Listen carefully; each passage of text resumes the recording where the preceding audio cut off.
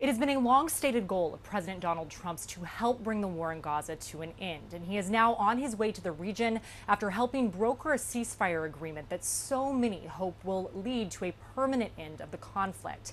He will arrive in Israel, where he will meet with some of the hostage family members and then address the Israeli parliament. Later, he will travel to Egypt and participate in a signing ceremony, as well as a summit focused on the future, taking a look at what this new phase of security and stability will look like in the area.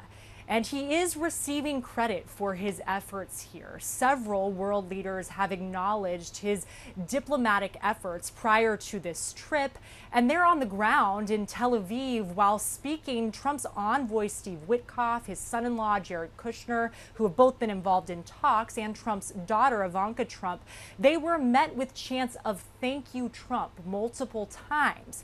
When there was a mention of Netanyahu, though, the crowd reacted differently. Trump was asked about this on Air Force One as he travels. Take a listen.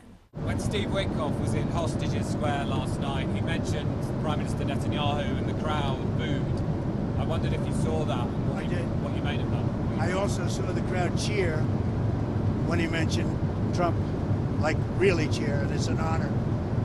No, as I said, I think Bibi did a great job.